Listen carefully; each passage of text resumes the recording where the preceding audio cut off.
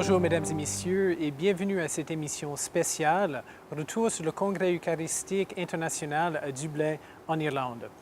Aujourd'hui, nous vous présentons un résumé des activités clés qui ont eu lieu pendant le Congrès eucharistique et nous faisons une analyse de cette semaine importante afin que vous puissiez revivre cet événement important pour l'Église en Irlande et à travers le monde. Aujourd'hui, j'ai deux invités avec moi. D'abord, notre fondateur et directeur, le Père Thomas Rosica. Père Tom, bonjour. Merci beaucoup d'être ici. Et nous avons aussi le plaisir d'accueillir Francis Denis, séminariste pour le diocèse de Québec et stagiaire avec nous actuellement. Francis, bonjour. Bonjour. Alors, bienvenue à vous deux. Vous avez vécu le congrès avec deux perspectives. Père Tom, vous étiez en Irlande et Francis, vous étiez à Toronto en train de travailler pour préparer les émissions et tout. Alors, Père Tom, on va commencer avec vous. Quelles sont vos impressions du congrès eucharistique et quelles sont vraiment les activités clés que vous avez remarquées pendant cette semaine? C'était une expérience inouïe, une expérience magnifique pour nous, pour moi personnellement d'abord, et puis pour nous à Ciel et Lumière. Parce que je dois dire que je suis parti en Irlande cette fois, pas avec beaucoup d'attentes. Je me suis dit c'est un autre événement à couvrir, à présenter. On est parti avec une équipe de 6 personnes. J'étais vraiment bouleversé plusieurs fois, tout emballé par l'événement, surtout à cause de l'arrière-fond de l'événement qui a eu lieu en Irlande. On connaît très bien la situation de l'Église en Irlande actuellement, les grandes difficultés. J'étais très frappé, par exemple, par la presse très négative contre le Congrès dans la préparation. Donc on est parti en disant « Seigneur, aide-nous », puis on était là. Mais dès le premier jour, c'était l'accueil des Irlandais. C'était l'esprit de joie qui régnait. C'était l'aspect international qui était vraiment présent partout. Et puis le grand respect et l'accueil envers nous à Ciel et Lumière qui m'a beaucoup touché. Les grands moments des liturgies, les liturgies étaient vraiment préparées avec une délicatesse, avec une profondeur, la belle musique, les gestes, les symboles, la prière. Ça priait pendant les cérémonies. Comme la cérémonie d'ouverture. La cérémonie d'ouverture et puis la cérémonie de conclusion le dernier dimanche, deux grands moments pour l'Église en Irlande. Mais on a pu voir et entrevoir dans ces cérémonies, les deux grandes cérémonies qui étaient couvertes par la télévision internationale aussi, la belle prière, la préparation, l'esprit simple, c'était pur, net, simple, clair, et puis un esprit de joie. Un moment très fort pendant la cérémonie de conclusion, le chant de l'offertoire. Ils ont chanté un hymne irlandais qui est très très connu. Et ça, j'ai eu des larmes dans mes yeux quand j'ai entendu ça. Alors, les moments de catéchèse, la joie qui régnait, l'accueil, la bonne bière irlandaise, bien sûr, et puis la présence des pasteurs de l'Église d'un peu partout le monde, c'était vraiment une grâce et une bénédiction pour nous. Et Francis, est-ce qu'il y a des événements particuliers que vous avez remarqués? Oui, en fait, moi, ce que j'ai trouvé très intéressant, à partir de la perspective de quelqu'un qui était à Toronto, au quartier général, c'était, d'abord les catéchèses. Un congrès eucharistique, ça tourne beaucoup autour des catéchèses, des témoignages, la musique, avec les images qui nous parvenaient d'Irlande. C'était très... J'ai vraiment trouvé ça très, très intéressant et très touchant, les témoignages. Mais ce qui m'a tout particulièrement touché aussi, c'est la cérémonie d'ouverture. Comme je viens de la ville de Québec et c'était le cardinal Ouellette qui était le légat pontifical pour l'événement. Et il y a une phrase qu'il a dit dans son homélie qui m'a particulièrement ému, c'est « L'Église doit devenir ce qu'elle reçoit ». Et donc, ça a donné une perspective à tout le Congrès, selon moi, que l'Eucharistie, c'est un don et que nous, on doit le recevoir et en vivre. Et ces deux dimensions-là m'ont vraiment rejoint et je trouvais que ça avait un lien tout particulier avec l'œcuménisme parce que d'un côté, nous, en tant que catholiques, on doit recevoir l'Eucharistie comme un don et donc on doit en vivre et c'est un stimulant pour notre sainteté, pour notre sanctification personnelle, de notre relation personnelle avec le Christ, mais également un espèce de devoir de manifester la beauté, la richesse, la grandeur de l'Eucharistie, de ce sacrement-là. Et d'un autre côté, pour ceux qui ne sont pas pleinement dans la communion ecclésiale, j'ai trouvé que c'était très très opportun parce que ça va leur permettre, ces catéchèses, ces témoignages, d'approfondir leur réflexion sur qu'est-ce que c'est que l'Eucharistie pour nous catholiques et qu'est-ce qui pourrait les stimuler justement à se rapprocher davantage de ce mystère incroyable qu'est l'Eucharistie. Donc, sur ce point de vue-là, du congrès eucharistique comme un don, j'ai trouvé ça très intéressant, oui. Et Père Tom, vous avez pu interviewer le frère Alois Leuser, prieur de la communauté de Thésée en France.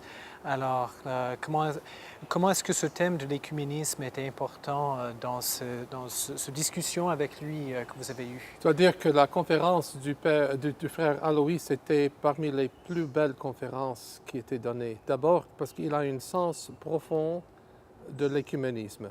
L'écuménisme, ce n'est pas simplement de s'asseoir autour de la table pour boire une tasse de café, pour faire des photo opportunities, mais c'était vraiment la théologie de l'écuménisme et ce qui se vivait depuis longtemps à Thésée. Thésée, ce printemps, ce petit printemps, comme appelait Jean XXIII, et puis les autres papes aussi. Et puis c'était très beau de voir que même ceux qui ne peuvent pas communier à l'Eucharistie, à toutes les messes à cause de nos divisions qui durent toujours. Alois a parlé de la communion qui existe entre nous comme chrétiens autour de la parole de Dieu, autour de notre charité, nos actes de charité. Et Thésée vraiment est un témoignage de la présence de Dieu dans le monde. C'était très, très profond ce qu'il avait dit. Alors pour moi, je retiens ça beaucoup. Je crois que c'était très important aussi pour un pays comme l'Irlande de mettre l'accent sur l'aspect écuménique. C'était moins évident à Québec parce qu'il y a une autre réalité de l'Église. Mais en Irlande, en Angleterre, dans les pays anglophones de l'Europe, c'est très important de reconnaître l'importance de l'écuménisme. Ça ne piétine pas comme on pense, c'est toujours vivant, mais c'est un autre niveau maintenant. L'écuménisme spirituel, et vraiment c'est l'unité voulue par Dieu, ça viendra de Dieu, ce n'est pas une fabrication des humains. Alors justement, nous allons écouter cette entrevue que vous avez faite avec le frère Leuser. Frère Alois, le prieur de Thésée, quelle joie de vous revoir ici au Congrès eucharistique. Oui, nous sommes très heureux de venir à quelques-uns ici parce qu'à Thésée, nous accueillons des jeunes tout au long de l'année et nous voudrions qu'ils comprennent le mystère de l'Eucharistie plus profondément. Frère Alois, le mouvement écuménique a une place très importante dans un congrès eucharistique. Pourquoi ce mouvement écuménique, fruit du Concile Vatican II, est important et nécessaire pour nous aujourd'hui? Parce qu'à la fois l'Eucharistie est le sacrement de l'unité et en même temps nous souffrons que pas tous les chrétiens puissent aller à la même table eucharistique.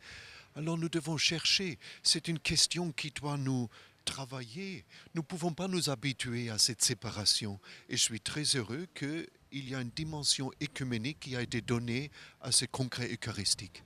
Au nom de nous tous au Canada et surtout de la télévision Salut et Lumière, merci beaucoup de votre témoignage et de votre présence si nécessaire dans l'Église aujourd'hui. Merci à vous et je salue tous ceux qui nous regardent, nous écoutent au Canada. C'était donc une entrevue avec le frère Alois Leuser qui parlait du lien entre l'écuménisme et la communion. Alors, la communion a occupé une place centrale lors de ce congrès eucharistique. Et c'était non seulement les activités qui ont mis l'accent sur la communion, mais aussi le lieu. C'est comme si l'Irlande, avec ses couvents, ses vieilles églises et tout, nous permettait de former la communion avec nos ancêtres dans la foi. Alors, qu'est-ce que cette vieille tradition chrétienne qu'on a vue en Irlande a ajouté au congrès eucharistique? Alors, Francis, peut-être on va commencer avec vous. Oui, moi, ce que j'ai trouvé très intéressant, c'est justement l'Irlande. C'est un pays qui a été christianisé très tôt. Donc, nous, au Canada, notre histoire catholique est très jeune comparée à l'Irlande. Et donc, ça, c'est très impressionnant pour les pèlerins, justement. Les pèlerins qui se rassemblent dans ce pays-là, non seulement vont approfondir et ont pu approfondir la richesse que la foi peut produire dans un pays au terme de siècles. Par rapport, justement, on parlait de l'abbaye de Jerpoint, on en a parlé durant nos émissions.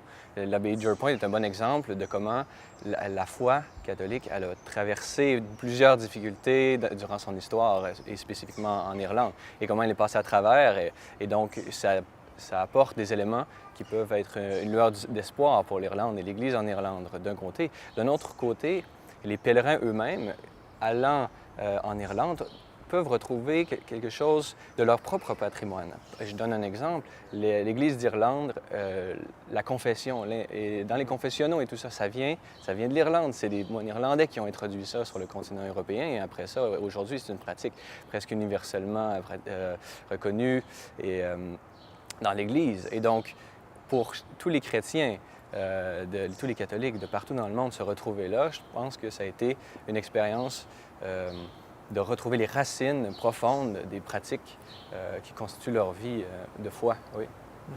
Père Tom. C'était très important, le cadre, le lieu, le pays, l'histoire riche de l'Église irlandaise. Au passé, c'est les missionnaires qui sont partis par tout le monde. Et le congrès eucharistique nous a permis de retourner en Irlande pour dire merci, pour être en solidarité avec une Église qui souffre maintenant et pour rappeler les racines, parce que je crois que chacun de nous, on parle beaucoup maintenant de la spiritualité celtique et puis irlandaise, qui a pénétré les facultés de théologie, la spiritualité de tout le monde aujourd'hui, et puis ça vient d'Irlande. On pense qu'il y a des traditions de Saint Patrice et puis les traditions de Saint Brendan. La Terre-Neuve, par exemple, ici au Canada, doit beaucoup en Irlande. Et puis combien de diocèses aux États-Unis, on a pensé à Boston, à New York, à d'autres diocèses qui sont vraiment les fils et les filles et ceux qui viennent de l'Irlande. Alors on doit beaucoup en Irlande. Et c'était pour nous une opportunité de retourner aux sources et de voir ce beau pays, les grandes croix, les monastères. Et on a vu que pendant le congrès eucharistique, la spiritualité celtique était vraiment partout. Oui. C'était présent à travers la musique, à travers les prières très simples, les belles traditions qui étaient mélangées avec la prière, les dévotions. C'était présent par les images qui étaient utilisées, les belles icônes qu'on avait vues, les images. J'aime beaucoup la spiritualité d'Irlande. Et puis le congrès eucharistique a mis en relief cette belle spiritualité pour présenter au monde. Moi, j'ai dans mon bureau, même dans ma chambre, les petites croix irlandaises qui viennent de ces monastères. Et je crois que nous avons visité avant le congrès, notre équipe était invitée par le gouvernement d'Irlande à visiter plusieurs monuments, plusieurs lieux qui sont les plus connus dans le pays. Et nous avons justement un clip qui explique, non une petite croix, mais une haute croix en Irlande, ce qu'on appelle Moon High Cross. Oui, bien sûr. Alors, mesdames et messieurs, écoutons ce clip, ce reportage sur les hautes croix en Irlande.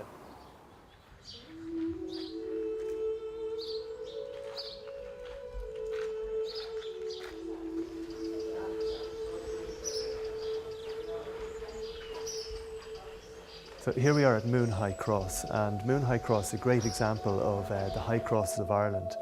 It's the second tallest high cross we have in the country and probably one of the best preserved, because over the centuries the cross itself had collapsed into the ground and fallen with the building, and it was only discovered about 150 years ago under a lot of rubble. So fortunately it meant that the cross itself didn't get weathered over the centuries, so it's a great example of carvings that we have. The cross here itself is it's almost like a picture book of scenes and stories from the Bible. So what you have is different stories and scenes like Adam and Eve and the forbidden fruit and the flight from Egypt and the 12 apostles and fish and loaves of bread, things like that. So it was very easy for people to follow, I suppose, and understand the story of the Bible, because not everybody was literate back then. So the crosses generally would have three parts to the cross. So you'd have the base, the centre and the capstone. The cross here was actually originally, when they only found two parts of it, they had it constructed with the bottom and the top, and it was only in more recent times that they found the centrepiece and inserted it in, which makes it over 7 metres tall, the second tallest one in Ireland. Also, the pagan people were sun worshippers originally, because they were very into their farming, and the sun brought about the seasons, so they believed in the sun god. And it was a very easy transition for them to move over into Christianity, when in Ireland we implemented the circle on the cross, which basically is now what we call the Celtic cross. But it was easy for them to worship the cross because the sun symbol was in the cross as well. Lors du Congrès eucharistique international, ce n'était pas seulement les églises et les couvents qui ont témoigné à la riche histoire de la foi chrétienne, mais aussi il y avait des kiosques avec des objets très intéressants qui ont montré la tradition chrétienne et la foi vivante de l'Église. Père Tom, vous avez pu visiter plusieurs de ces kiosques Oui. pour faire du magasinage et puis vous avez vu certains de ces objets intéressants. Qu'est-ce que vous en pensez de ce que vous avez vu? Tu vois que pour tous ces grands rassemblements, soit une journée mondiale de la jeunesse, les congrès eucharistiques, les conventions, les congrès, il y a toujours l'aspect de magasin. Alors, je me suis permis de magasiner un peu dans ces kiosques qui vous donnent un peu un aperçu sur qu'est-ce que les catholiques achètent maintenant.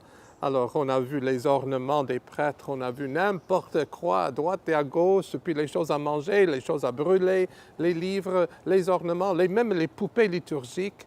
Alors, j'ai visité quand même plusieurs magasins. C'est simplement pour faire plaisir et puis pour voir, parce que ça fait partie de la tradition catholique aussi. Il y a des gens qui sont capables d'acheter n'importe quoi dans ces congrès. Moi, j'ai fait du magasinage aussi. J'ai acheté des cadeaux pour toute l'équipe, par exemple. Et puis d'autres choses, c'est simplement pour voir. Ça montrait aussi l'aspect humain et joyeux de ce oui, c'est ça, congrès. oui, oui.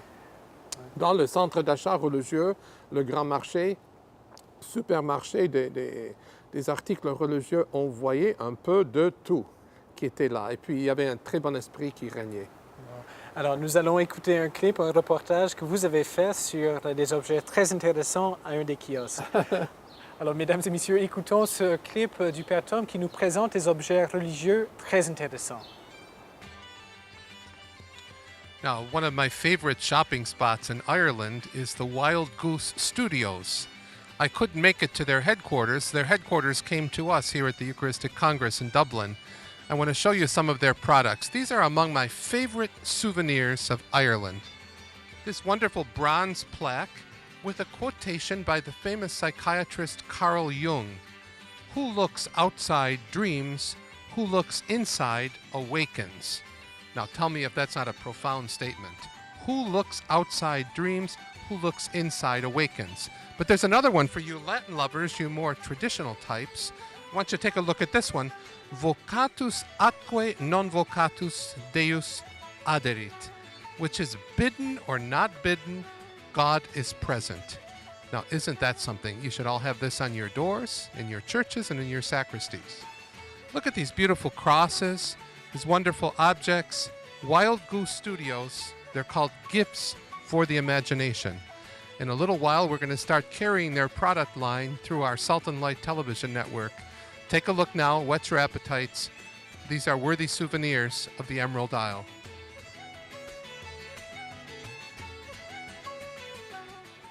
L'Église en Irlande n'a pas seulement à reposer sur son histoire, mais aussi à penser à son avenir. L'Église vit un contexte difficile, mais à partir de ce congrès eucharistique, elle peut songer à un avenir plus joyeux et plein d'espoir. Alors, ce n'est pas un secret, l'Église en Irlande traverse des moments un peu difficiles, un peu turbulents. Alors, selon vous, Père Tom, on va commencer par vous, qu'est-ce que ce congrès eucharistique peut apporter à l'Église en Irlande pour le présent et pour l'avenir? Le congrès eucharistique de Dublin 2012 était l'annonce du printemps. Ce n'est pas pleinement printemps, mais c'était l'annonce du printemps. Parce que je crois que les gens en Irlande, ceux qui ont participé, présents à Dublin, et ceux qui étaient branchés à travers Ciel et Lumière d'ailleurs, parce qu'il y avait énormément de visiteurs sur notre site web d'Irlande, ils ont vu que l'Église est jeune, l'Église est vivante, l'Église est unie, l'Église est une communion internationale universelle. Et puis de voir plus de 150 pays qui sont venus en Irlande pour être en solidarité, ça donne courage, ça donne vraiment une audace de proclamer Jésus-Christ. Parce que la société en Irlande, ce n'est pas une société très favorable au christianisme. On n'a qu'à voir à travers la presse, à travers la télévision, les médias. Alors ce congrès eucharistique existe pour donner courage aux gens. Et je crois que ça, c'était une réussite importante. Et Francis, quel sera l'apport de ce congrès eucharistique à l'Église en Irlande? Oui, en fait, moi, je suis déjà allé deux fois en Irlande, en Irlande du Nord également. Et donc, j'ai pu prendre un peu le pouls. Et c'était en plein milieu de la crise. C'était il y a 2 ans, en fait. Et donc, j'ai vraiment pu prendre le pouls, comment le clergé réagissait. Et ça a été très, très, très difficile pour eux. Donc, je peux comprendre comment il y avait un grand besoin et comment la présence de l'Église universelle, de tous ces pays présents à cet endroit-là, à ce moment-là, a pu être bénéfique pour toute l'Église en Irlande. Que ce soit pour l'Église en Irlande a pu se sentir d'une certaine façon isolée par rapport au monde entier et lui montrer que nous sommes là pour eux. Ça a pu aider les personnes. Et donc, et aussi par rapport aux liens et les amitiés qui ont pu se créer. Je n'ai pas d'exemple concret, mais je peux imaginer que les gens des Philippines qui étaient présents ont créé des amitiés avec les gens en Irlande. Et donc, on peut partager ce dynamisme qui est présent dans leur Église particulière et donc de leur manifester que la foi qu'ils ont, elle est très riche et ça vaut la peine de continuer et de persévérer et de faire confiance au Seigneur. Et je crois que pour ces raisons-là, le Congrès eucharistique a pu être très bénéfique pour l'Église en Irlande. Ça me rappelle une chose qu'il m'a dit une fois Jean-Paul II en préparant les JMJ il y a 10 ans. Il a sorti une expression qui m'a beaucoup frappé. Il a dit les JMJ, et même on pourrait dire les congrès eucharistiques, un bel prétexte, un beau prétexte pour plusieurs d'autres choses. Bien sûr, c'était le thème, le congrès eucharistique, ou bien un JMJ à Toronto, à Madrid, à Cologne et d'autres pays. Mais c'est un prétexte pour l'Église de se réunir, pour les gens de se connaître, pour les amitiés de se créer, et puis pour cette communion de prendre chair. Parce qu'on pourra parler théologiquement de la communion, la spiritualité, mais là, tu rencontres des gens de Turkménistan, tu rencontres des gens de Québec, tu rencontres les gens d'un peu partout. On est là pour la même chose. On est tombé amoureux de la même personne. Il s'appelle Jésus. Et puis, le fait de pouvoir célébrer autour de la table dans ces magnifiques célébrations, de se connaître et de savoir que nous ne sommes pas seuls. C'est ça la beauté de ces grands rassemblements. Mais justement, vous avez évoqué la présence d'autres églises locales au Congrès eucharistique et c'est justement une des choses particulières d'un Congrès eucharistique, c'est que ça montre l'Église universelle. Donc, c'est la chance de plusieurs églises locales de se rassembler dans un lieu spécifique pour bâtir la communion. Alors, comment est-ce que ce Congrès eucharistique a permis, Francis, à former la communion avec d'autres églises, avec d'autres membres des églises à travers le monde? Oui. Ce que je trouve intéressant, on en a parlé tout à l'heure, c'est la création d'amitiés. On parlait des pèlerins qui venaient créer des amitiés. Mais un autre aspect, une autre dimension que je trouve assez importante et significative, c'est ces longues, qui émergent de ces longues processions qu'on voyait avec toutes ces mitres, toutes les mitres en procession comme ça. On peut facilement imaginer combien les évêques entre eux, qui sont les chefs de ces églises particulières, ont pu échanger entre eux sur des situations pastorales, comment chacun arrive à régler certains problèmes, par exemple, ou quelles initiatives ils ont pris dans leur propre diocèse. Et donc, je crois que ces grands rassemblements-là, ce sont des occasions très importantes pour les évêques afin d'échanger sur vraiment une vision d'ensemble et qui peut porter des fruits. Hein? Et donc, à ce niveau-là, je crois que c'est un événement comme celui-là, pour l'Église, disons, institutionnelle, c'est très bénéfique. Oui. Et justement, il y a aussi les laïcs qui voient peut-être un autre visage de l'Église. Alors, comment pensez-vous que les laïcs ont bénéficié aussi de... Moi, j'ai entendu les commentaires tous les jours des personnes qui étaient très frappées par le nombre d'évêques et des cardinaux qui étaient là, par le nombre de jeunes prêtres qui étaient présents, qui ont accompagné les groupes, par le nombre de jeunes qui étaient des bénévoles. Et puis, tu vois que je crois qu'on souffre souvent dans l'Église de notre isolement. On pense qu'on est vraiment seul, il n'y a personne de mon âge, il n'y a personne qui pense comme moi. Et puis, à cause des grandes distances, par exemple, au Canada, aux États-Unis, d'autres pays, où on pense que vraiment le monde est ici. Et puis, en arrivant en Irlande, en arrivant à une JMJ, en arrivant à un congrès international, tout de suite, tu découvres des personnes qui mangent autre chose, qui chantent d'une autre façon, qui ont des postures pendant la prière, les dévotions, qui sont tout à fait différentes, qui ont des saints et des saintes de leur pays qu'on ne connaît pas. Alors, c'est une immense richesse. C'est ça le catholicisme de l'Église, l'universalité.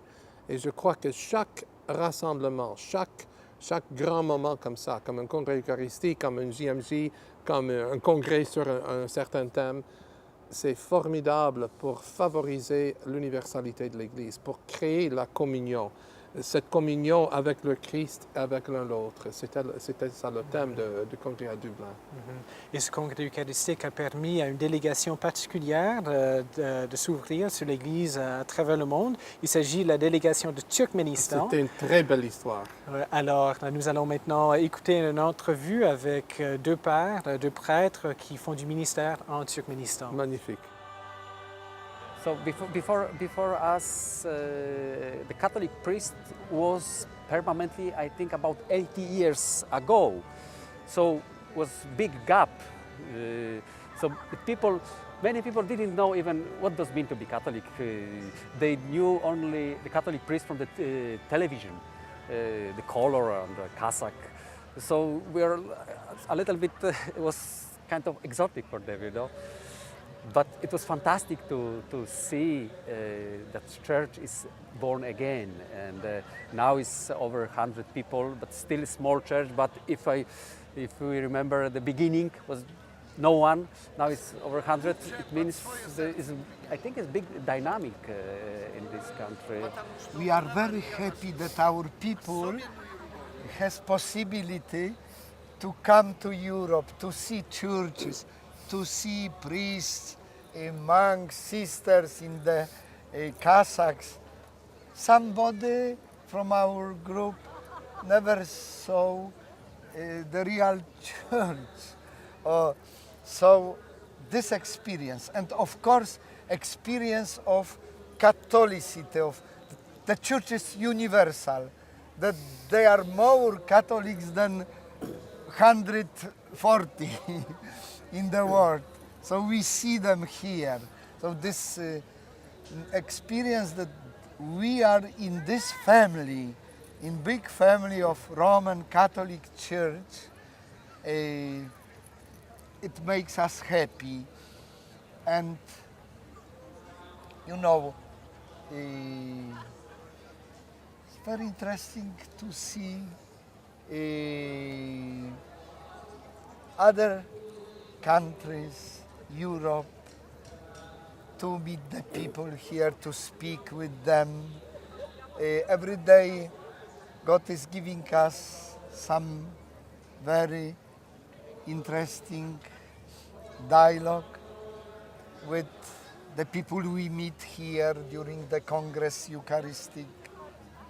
Wonderful experience for us, especially when we came from Asia, when we came as new church, a small community, as minority. This is exciting, really, for us.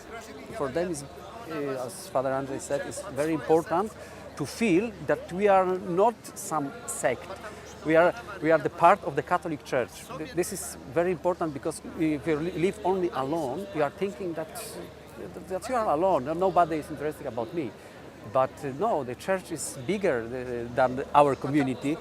But sometimes we have to feel it that we are really the part of the Catholic Church, not a little small community minority in Ashgabat because majority are Muslim, a little Orthodox and Protestant churches. But the Catholics, we are minority, just few people, and for them, I think, is very, very important to feel that we are the part of the Catholic Church, and this is supporting them, supporting the faith. You know, that we are coming back home, and the people they can speak to the people, explain what did they see, what you know. That is I think is the most important. This kind of, even maybe they didn't understand everything what is going on because majority of them they don't speak English even, but just to be is important, to feel the part of the Catholic Church. Des catholiques de Turkménistan n'étaient pas les seuls à effectuer un long voyage en Irlande pour le Congrès eucharistique international. Il y avait aussi une forte présence de Canadiens qui ont fait ce voyage. Alors, c'était assez impressionnant de voir tant de Canadiens. Je crois qu'il y avait 1200 Canadiens. C'était la délégation internationale la plus grande en dehors d'Irlande. Ce n'est pas étonnant parce que l'expérience tellement positive de Québec 2008, de ton diocèse, a fortement impressionné les gens du Canada, et c'est pour ça que les gens de l'Ouest, du Nord, au sud, à l'est, ils étaient là en grand nombre et tout le monde a remarqué la présence des Canadiens à Dublin. Et qu'est-ce qu'ils ont vécu, ces Canadiens, en Irlande, puisque vous étiez en Irlande? J'étais là et puis d'abord il y avait la messe des Canadiens un jour, présidée par Monseigneur Legat, qui était le délégué du Congrès eucharistique pour la conférence épiscopale. C'était une liturgie absolument magnifique. Puis il y avait le rassemblement des Canadiens francophones, le rassemblement des Canadiens anglophones. C'était une très, très belle présence canadienne. Et puis, ils ont vécu un moment très fort l'Église. Ils étaient bien sûr en différents hôtels. Et puis, en différents groupes, on voyait dans les stades, par exemple, pour les catéchèses, on voyait des drapeaux du Québec, les drapeaux de Toronto, les drapeaux du Canada. Et on savait qu'on était là. Et Francis, le Congrès eucharistique de 2008 était à Québec, votre diocèse. Et croyez-vous qu'il y a un lien entre le Congrès eucharistique de 2008 et puis celui de 2012? Oui, ben, en fait, moi, je me réfère à mon expérience personnelle parce que j'étais à Québec, j'étais là, je faisais partie de l'organisation. Et donc, ça a été un moment très, très intense pour moi. J'ai vraiment fait une rencontre personnelle avec le Christ très, très forte et ça m'est resté durant les 4 dernières années. Donc, pour moi, quand on m'a proposé de faire partie de l'équipe qui allait participer à la diffusion de ce congrès eucharistique de Dublin, ça a été pour moi ça a été absolument évident. Donc, je peux comprendre que le grand nombre de Canadiens qui ont voulu se rendre à Dublin pour l'événement, dans le but de vraiment continuer l'élan dans lequel je suppose ils ont vécu durant les 4 dernières années, provenant de ce congrès eucharistique-là, comme moi j'ai pu le vivre. Donc je comprends totalement leur enthousiasme et le grand nombre qui se sont rendus à Dublin. Oui. Nous avons pu recueillir le témoignage, les avis de quelques séminaristes qui ont fait partie de la délégation canadienne. Ils nous partagent ce qu'ils ont vécu dans ce prochain clip. Alors, mesdames et messieurs, ce sont 2 séminaristes du diocèse de Montréal qui nous partagent ce qu'ils ont vécu lors de ce voyage en Irlande. Bon, le pays, j'ai trouvé magnifique. C'était ma première fois en Irlande. Malgré la quantité de pluie et le froid, j'ai trouvé quand même le pays de toute beauté. On a visité des abbayes qui sont là depuis 1000 ans. C'était vraiment touchant de voir ces signes de la foi et qu'il s'agit que la foi a été transmise à travers les siècles. Je vois le congrès eucharistique comme une grande accolade fraternelle à l'Église d'Irlande. Il y a bien des gens qui venaient nous voir et qui témoignaient qu'ils étaient pleins de gratitude qu'on soit là, avec eux. Merci d'être venus. Merci d'être là avec nous. Parce que l'Église d'Irlande traverse une période un peu difficile. Les scandales de pédophilie, le fait que des évêques aient gardé le silence, tout ça, elle le ressent peut-être plus durement qu'ailleurs. Donc, elle traverse une tempête et le fait que l'Église universelle soit réunie, que l'Irlande ait accueilli un grand événement, un grand rassemblement d'Églises, je pense que ça peut juste l'aider finalement à passer à travers l'épreuve avec toujours plus d'espérance. Ce qui a marqué, c'est que ça soulignait le 50e anniversaire de l'ouverture du Deuxième Concile Vatican. Et c'était aussi pour commémorer ça, le fait que tout le développement depuis le temps du Concile dans l'aspect de l'ecclésiologie de la communion.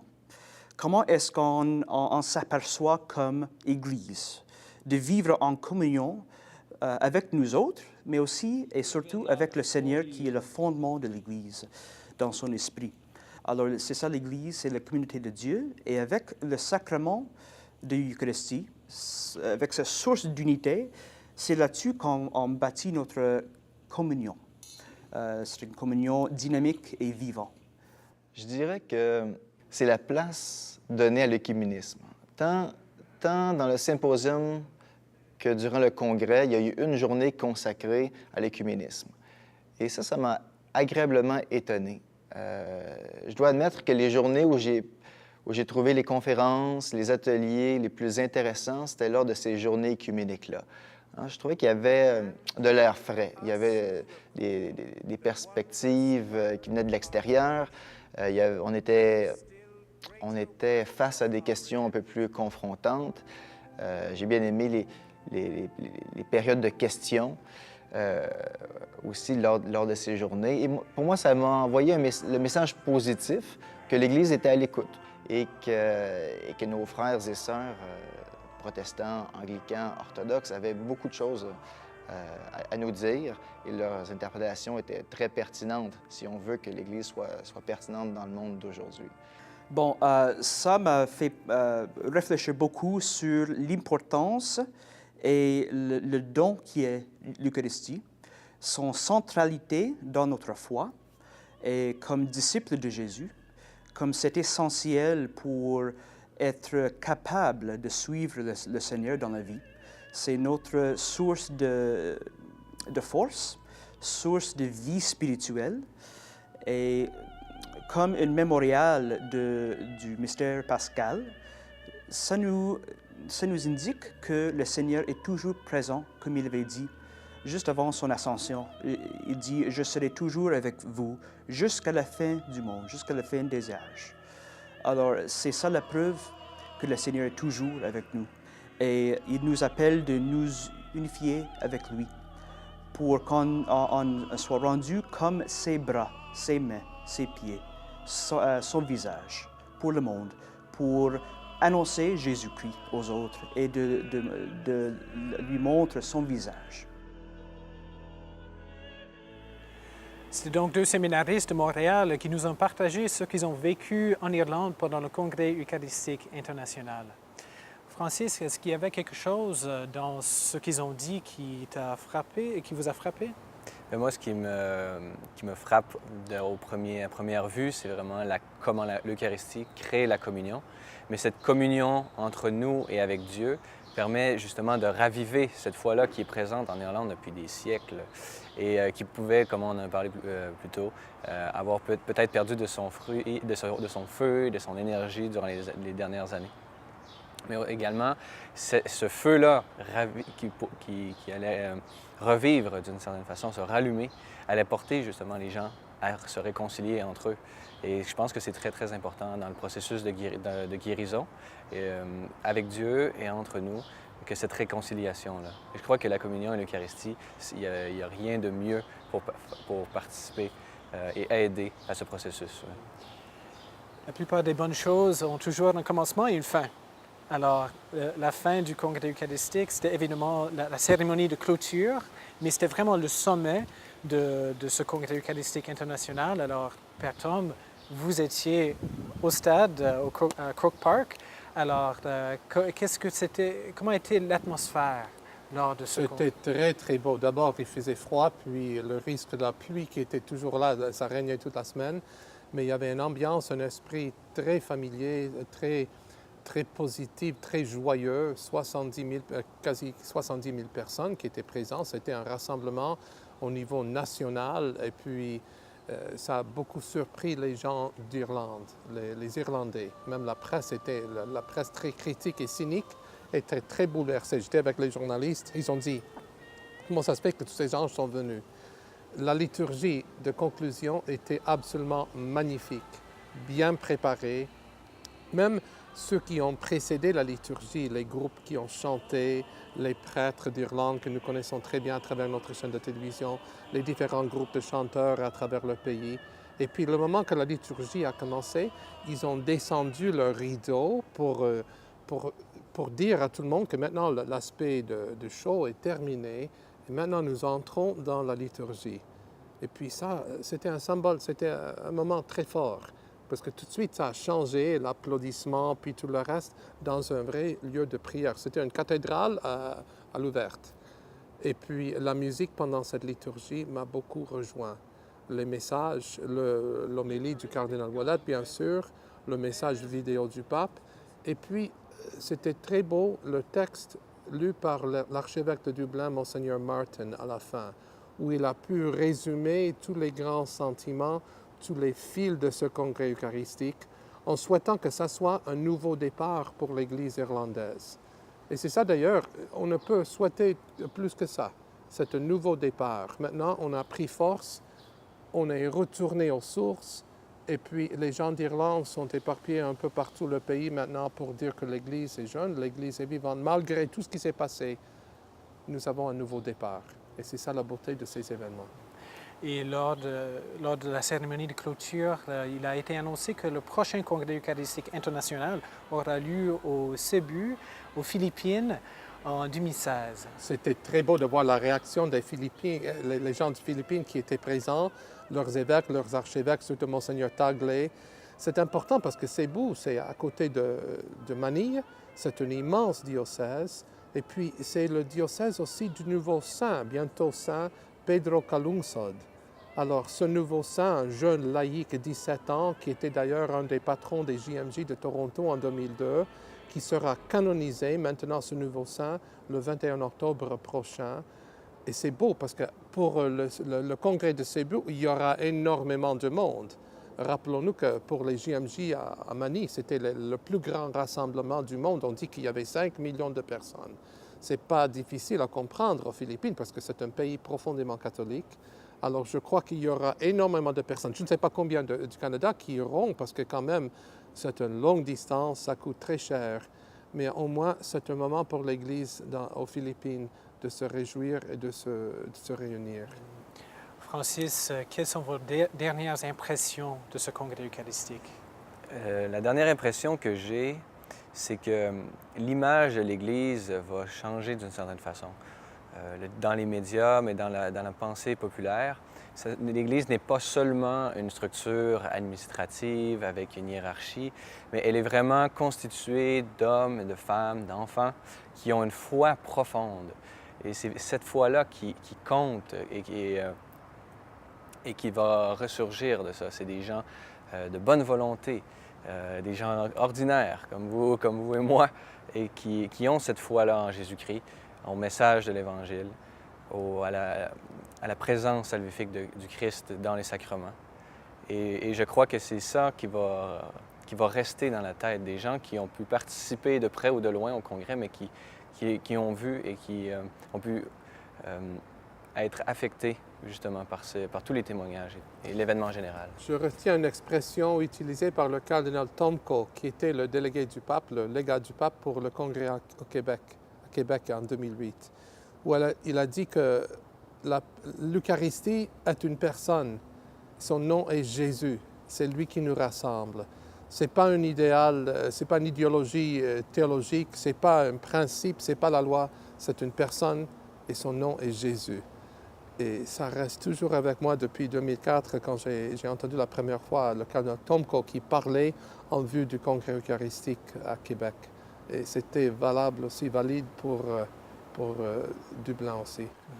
Alors, merci à vous deux de nous avoir partagé vos perspectives et vos avis sur le congrès eucharistique international. C'est moi qui vous remercie.